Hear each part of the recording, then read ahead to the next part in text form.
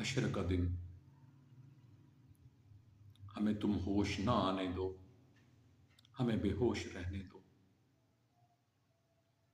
ہمیں تم ہوش نہ آنے دو، ہمیں بے ہوش رہنے دو، ہمیں فراموش رہنے دو، ہمیں بے ہوش رہنے دو۔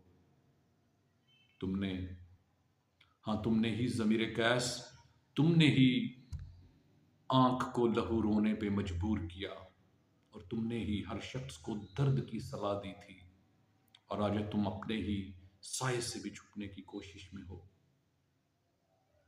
ان الجھنوں سے بھاگ کر جائیں کہاں جائیں، ان الجھنوں سے بھاگ کر جائیں کہاں جائیں، ہم ان دشمنوں سے بھاگ کر جائیں کہاں جائیں۔ اب تم کہاں جاؤ گے؟ اپنی اس پہاڑ سی زندگی کا بوجھ اپنے ناتواں کندھوں پہ اٹھائے کہاں کہاں سر چھپاؤ گے؟ کس کس سے نظریں چراؤ گے؟ ہم نے خود چاروں طرف اپنے گھنے گرداب کھینچے ہیں، ہم نے خود چاروں طرف اپنے گھنے گرداب کھینچے ہیں، ہم نے اپنے بازو اپنی مرضی سے کٹائے ہیں۔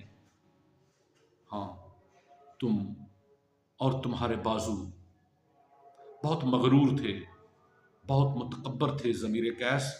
تم جہاں قدم رکھتے تھے اپنے ارد گرد کی ہوا کو بھی مخدوش کرنے کی خواہش سے مخمور رہتے تھے، اور آج اسی ہوا کے تیز تر پنکھوں کی شرشراہٹ نے تیرے تن سے تیرا سر، تیرے شانوں سے تیرے بازو کاٹ کر الگ کر دیے ہیں۔ اس لیے آج میں ہوش میں رہنے کا بھلا کیسے کہوں، آج مدہوش ہی رہنا بلا ہے کیسر، آج مر جاؤں تو بہت اچھا ہوگا، آج حشر کا دن ہے سزا ہے میرے لیے، آج حشر کا دن ہے سزا ہے میرے لیے۔ اسی لیے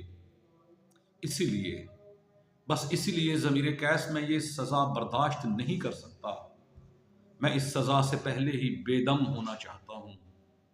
اسی لیے ضمیر قیس تمہاری زبان بے ساختہ پکار اٹھی ہے، اے زمین پھٹ میں سما جاؤں، اے سما گر اور مجھ کو کچل دے، اے کوہسارو آؤ آؤ اور مجھے اور میرے ضمیر کو دبا ڈالو، اور مجھے مٹھی بر خاک بنا کر ہوا کے ہاتھ میں تھما دو۔ آؤ، اس کڑے امتحان کا اگلا ہی پل میرے لیے بہت بھاری ہے، بہت بھاری ہے، بہت بھاری ہے۔